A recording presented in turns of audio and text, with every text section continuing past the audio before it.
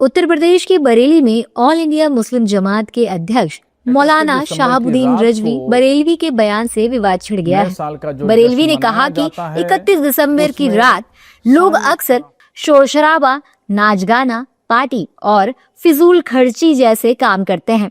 इस तरह का व्यवहार इस्लामिक शरीयत के अनुसार गलत और निषेध माना जाता है। उन्होंने नए साल के जश्न को नाजायज करार दिया है। शरीयत की रोशनी में नए साल का जश्न मनाना नाजायज़ है। 31 दिसंबर की रात को नए साल का जो जश्न मनाया जाता है उसमें सारी खुराफात की जाती हैं। नाच गाना, शोर शराबा, हंगामा, शराब नोशी, बदतमीज़ी, बेहूदगी, तमाम बुराइयां उसमें होती हैं और इस्लाम इन तमाम चीज़ों को मना करता है। लहव व लइब शरीयत की रोशनी में नाजायज़ है और ये तमाम खुराफात लहव व लइब के दायरे में आते हैं, इसलिए ये नए साल का जश्न मनाना नाजायज़ है। मैं तमाम मुस्लिम नौजवान लड़के और लड़कियों से गुजारिश कर रहा हूँ कि वो कतई नए साल का कोई जश्न ना मनाएं और किसी तकरीब में, किसी प्रोग्राम में शिरकत ना करें। अगर शिरकत करेंगे, प्रोग्राम करेंगे तो वो गुनहगार होंगे। मौलाना शहाबुद्दीन के बयान पर राजनीतिक प्रतिक्रियाएं भी आ रही है। बीजेपी की माने तो ये सब फर्जी बातें हैं और ऐसे लोगों की भारत में कोई जगह नहीं है।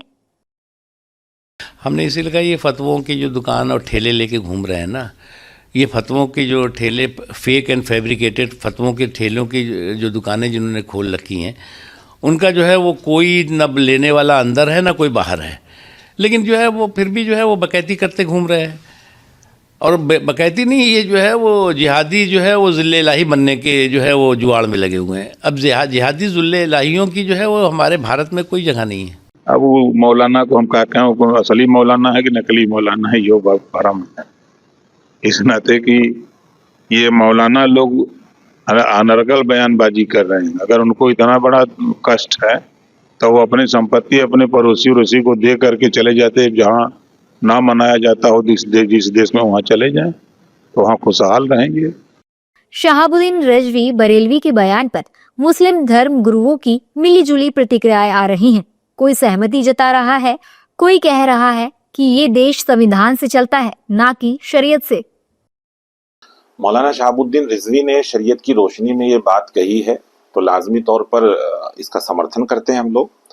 और हमें ये भी याद रखना चाहिए कि हमारा मुल्क जो है वो लोकतांत्रिक मुल्क है और यहाँ सबको आज़ादी है कि वो अपने मर्जी के हिसाब से अपनी ज़िंदगी बसर करे। किसी को कोई चीज़ थोपी नहीं जा सकती। अलबत्ता एक एज़ा मुस्लिम धर्म गुरु भी एक जिम्मेदारी होती है कि वक्त वक्त पर वो सबको आगाह करे और बताता रहे कि क्या गलत है क्या सही। ये भी लोकतांत्रिक अधिकार है। तो मुझे लगता है कि शहाबुद्दीन रिजवी की बात पर हम समर्थन करते हैं और उन्होंने जो बात शरीयत की रोशनी में कही है बिल्कुल दुरुस्त कही। देखिए, ये देश संविधान से चलता है, शरीयत से नहीं चलता। इसलिए जो लोग इस तरह की बिला वजह की बातें, शरीयत को दूसरे पर थोपने की बातें करते हैं, मैं समझता हूँ ये गलत है। ठीक है, शरीयत में इन चीज़ों को मना किया गया है, लेकिन जब हम देख रहे हैं कि लोकतांत्रिक देश है, जमहूरी देश है, यहाँ हर आदमी को अपनी आज़ादी है, जो चाहे करे, जो चाहे ना करे, और दीन में भी कोई ज़बरदस्ती नहीं है। ला इकराह फिद्दीन, दीन में कोई ज़बरदस्ती नहीं है।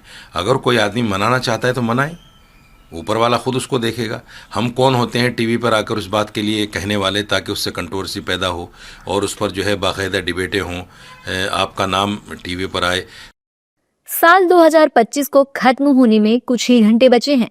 साल 2026 की शुरुआत होने वाली है, लेकिन मौलाना साहब के लिए जश्न नाजायज है, जिस पर एक बार फिर से बहस छिड़ गई है।